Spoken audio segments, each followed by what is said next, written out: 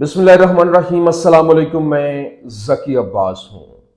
नाज़रीन, आज 28 फरवरी है, जुमे का दिन है और वह न के 4 दिन की चांदनी फिर अंधेरी रात। और अब ये अंधेरी रात जो है वो शुरू हो गई है। क्यों? क्योंकि जिस तरह से नेतन्याहू की जानिब से 1 साल और 3 महीने तक ये पूरे का पूरा सिनेरियो क्रिएट किया गया, करप्शन के चार्जेस और फिर मुकदमात और मुकदमात का सामना करने से बचने के लिए जिस तरह से इस जंग को तूल दिया गया, और फिर जो यरगमाली थे वो अब तो वापस आना शुरू हुए हैं। आपको भी मालूम है जिस तरह से पूरे इस वक्त इसराइल के अंदर एहतजाज चल रहे थे, लोग सड़कों के ऊपर थे, तल अबीब में जगह जगह पर एहतजाज हो रहे थे। नेतन्याहू के दफ्तर के बाहर जो है अवाम का जमे गफीर था, यहां तक कि लोग अंदर तक दाखिल होने की कोशिशें कर रहे थे। लेकिन अब जनाब वाला उससे भी बड़ी खबर जो है वो सामने आ गई है। क्यों? क्योंकि यरूशलेम पोस्ट की जानिब से तहलका खेज इंकशाफात किए गए और यूं कह लें कि उनकी जानिब से ये एक रिपोर्ट शाया की गई है कि 7 अक्टूबर को जो कुछ हुआ था उसके बाद यूं कह लें एक तो ऑपरेशन लॉन्च हुआ, मतलब जिस तरीके से वो 7 अक्टूबर को हमास की जानिब से वहां पर जो है वो अंदर दाखिल होकर इन्फिल्ट्रेशन की गई और तकरीबन 250 से ज्यादा जो इसराइली हैं उनको यरगमाली बना लिया गया और एक ऑपरेशन लॉन्च किया गया। लेकिन उसको लेकर उन्होंने बताया कि कैसे ऑपरेशन हनी बॉल जो है, कुछ दिन पहले इसके ऊपर भी मैंने वीडियो की थी, लेकिन अब उसका अपडेटेड वर्जन जो है वो सामने आ गया कि इन्होंने ऑपरेशन हनी बॉल जो है वो किया था, जिसमें इन्होंने अपने लोगों को निशाने पर लिया ताकि वो किसी दुश्मन के हाथ में लग सकें, जिसकी वजह से एक बहुत बड़ा क्यास जो है वो इस वक्त क्रिएट हुआ है और फौज के अंदर भी। जबकि ना सिर्फ ये बल्कि अवाम जो है वो सड़कों के ऊपर है और इस वक्त वज़ीर आज़म के खिलाफ भरपूर तरीके से उसको हटाने के लिए मुतालबात किए जा रहे हैं। सड़कों पे जगह जगह पर एहतजाज है। ये क्या मामला है ये आपके सामने रखना बड़ी अहम तरीन सुनिए, क्योंकि वो जो चिंगारी थी अब वो एक आग बनने लग गई है और ये जो एक पॉपुलैरिटी थी वो अब पॉपुलैरिटी की बजाय वो सारी की सारी जो यूं कह लें कि एक मशहूर जमाना जो एक अपने आप को समझता था कि मैं यहाँ पर फुल एंड फाइनल पावर हूं, अब वो जमीन बूस होना शुरू हो गया। कैसे? ये आपके सामने रखना है। और फिर जो फौज के अंदर इस्तीफे जो है वो आना शुरू हो गए। ये इसका इंपैक्ट ये हुआ है कि एक बड़ी तादाद में जो इनके फौजी कुछ तो पहले ही नफसियाती हो गए थे और वो इलाज मुआवजे की गर्ज से उन्होंने दरख्वास्तें जमा करवाई हुई हैं, वो अपनी सर्विस कंटिन्यू नहीं कर सकते, जिसके बाद अब बाकायदा तौर पर जो बूढ़े लोग हैं जो उनको भर्ती किया जा रहा है। मतलब 6 लाख तो इनकी टोटल स्ट्रेंथ है फौज की, लेकिन अब जो 6 लाख हैं उनमें से मेजॉरिटी जो है वो छोड़ के जा चुकी है। फिर बुजुर्गों को भर्ती किया जा रहा है। आप खुद अंदाजा लगाए फौज की कमी ना हुई तो क्या हुआ।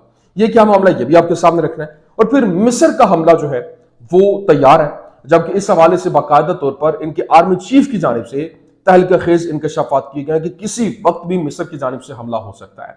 और ये एक बहुत बड़ा चैलेंज होगा जो कि हमारे लिए होगा, क्योंकि हमारे पास अब फौज जो है वो बाकायदा तौर पर अभी जो जवान है वो रिकवर नहीं हुए, वो रिहेबिलिटेशन सेंटर्स के अंदर है। मजीद हमें भर्तियां जो है वो बूढ़ों की करना पड़ रही हैं। तो ये जंग का जो मंजर है वो पूरी का पूरा तब्दील होता दिखाई दे रहा है और आर्मी चीफ की जानिब से अपने वज़ीर आज़म को ये वार्निंग की गई है। कैसे? ये तमाम डिटेल्स वन बाय वन आपके सामने रखते हैं। अच्छा नाज़रीन, सबसे पहले मैं आपको बता दूं, देखिए इस वक्त जो ये मैंने आपको बताया कि वहां पर नेतन्याहू के इस्तीफे का मुतालबा किया जा रहा है। अभी मुकम्मल तौर पर तहकीकात नहीं हुई, तहकीकात जारी है, लेकिन यरूशलेम पोस्ट की जानिब से रिपोर्ट किया गया और बाकायदा तौर पर बताया गया कि किस तरीके से पूरे का पूरा मंजरनामा जो है वो तब्दील हुआ।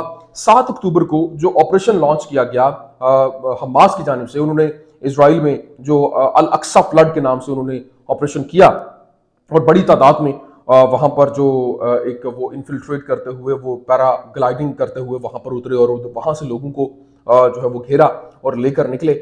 वहां वो रिपोर्ट ये कर रहा है कि जो ऑपरेशन होना था, हमारे पास इंटेलिजेंस थी कि 6 बजे ऑपरेशन होना है, लेकिन वो आधा घंटा लेट हुआ, जिसकी वजह से वो उन्होंने हमारी साइकी के साथ खेला। जिसके बाद वो वहां पर आए, लोगों को यरगमाल बनाया और हमारी फिजाइया ने जब बैकअप उन्होंने प्रोवाइड किया, लेकिन उसके बैकअप प्रोवाइड करने की वजह से बचत हो गई। अदरवाइज बहुत बड़ा जो है वो मामला जो है वो गंभीर हो सकता था।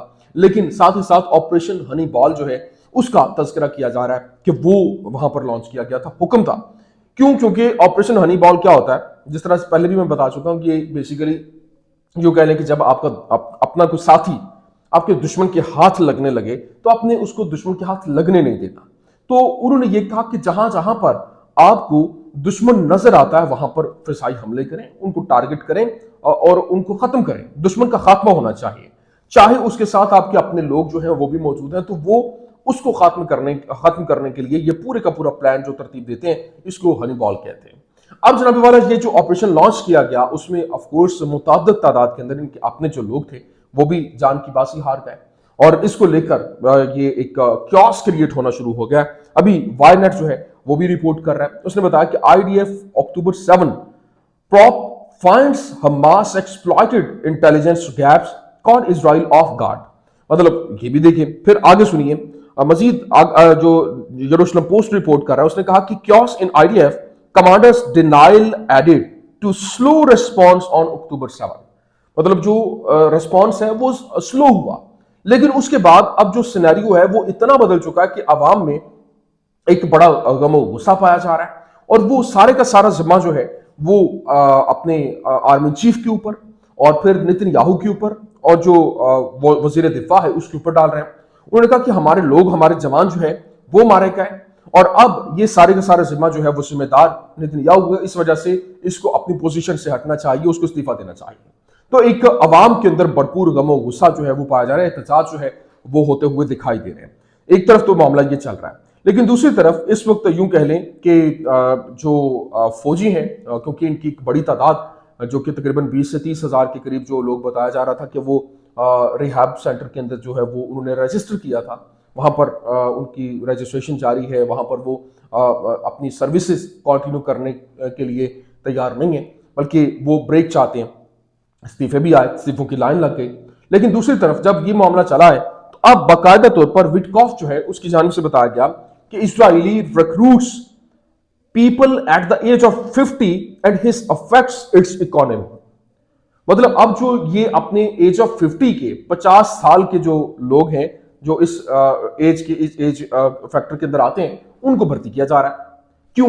अब सवाल यह है कि इन लोगों को इस एज के अंदर क्यों भर्ती किया जा रहा है, इसके पीछे क्या रीजन है? तो इसका मतलब यह है कि जो जवान है 6 लाख की अपनी फौज है, तो उस फौज के अंदर भी जो इस वक्त अवाम है वो फौजी छोड़ के जो है वो अपनी सर्विसेज कंटिन्यू नहीं कर पा रहे, और अब एक क्योंकि वो नफ्सियाती और फिर वो जिस तरह से प्रेशर होता है, क्योंकि जंग का ऑफकोर्स एक बहुत बड़ा प्रेशर है, जिसको लेकर बाकायदा तौर पर इसराइली सोशल जो कह लें कि इन्फ्लुएंसर और फिर जो सारे का सारा मामला देख रहे थे, उसकी जानिब से गुज़श्ता रोज मैंने खबर आपके सामने रखी थी कि कैसे उसने कहा कि सवाल पूछा गया उससे कि ये जो लोग वहां पर जिन्होंने ये जंग के अंदर हिस्सा लिया और फिर इतनी बड़ी तादाद में जो हलाकतें रिपोर्ट हुई, जो कि फलस्तीनी मारे गए, खबरें रिपोर्ट हो रही हैं, 35,000 के करीब बच्चे जो है वो जान की बाजी हार गए, फिर 61,000 से ज्यादा लोग जो है वो मारे गए, 1.5 लाख से ज्यादा जो है वो जख्मी हो गए। तो वो जब वापस आएंगे तो उनका कैसे इस्तकबाल किया जाएगा? तो उस वक्त भी यही कहा जा रहा था कि इस्तकबाल करने को लेकर उनकी जो माएँ हैं वो खौफजदा है। तो अब यहां पर जो आप अंदाजा कीजिए वो खुद कितने मेंटली टॉर्चर्ड होंगे, या उनके जहन जो है वो किस लेवल पे पहुंच चुके होंगे, जिसकी वजह से वो रिहैब सेंटर ज्वाइन कर रहे हैं। तो अब उसकी जगह पे क्योंकि फौज के अंदर तादाद कम पड़ रही है, जिसकी वजह से जो हर बंदा ही उनका जो सेटलर है वो उन्होंने ट्रेनिंग उसको दी हुई है, तो अब वो एज ऑफ 50 के अंदर उनको भर्ती किया जा रहा है। तो ये एक खबर थी, मैंने कहा ये भी आपके सामने रखते हैं। लेकिन अभी बाकायदा तौर पर जो इसराइली आर्मी चीफ और चीफ ऑफ स्टाफ हर्सी हलीवी जो साबिक चीफ है, उसकी जानिब से बाकायदा तौर पर इजिप्शियन थ्रेट का तस्करा करते हुए उसने कहा, we are worried about Egypt, हम इजिप्ट को लेकर परेशान हैं। They have a very advanced army, कि उनके पास बड़ी एडवांस्ड आर्मी मौजूद है, and the situation could turn against us at any moment. मतलब जो सिचुएशन है वो किसी वक्त भी हमारे अगेंस्ट हो सकती है, किसी भी लम्हे। और इन 2011 the regime changed and we were on the verge of being attacked। मतलब 2011 में भी ऐसा ही हुआ था कि हम जो है वो इस स्टेज के ऊपर पहुंच चुके थे कि किसी भी वक्त हमारे ऊपर हमला हो सकता था। आप भी उसी स्टेज पे हैं, क्योंकि वहां से उनके पास एक बड़ी जदीद किस्म की एडवांस आर्मी। आप खुद अंदाजा कीजिए, अगर इस लेवल की आर्मी का मुकाबला करना, आप देखें वो इजिप्शियन आर्मी छोटी आर्मी नहीं है।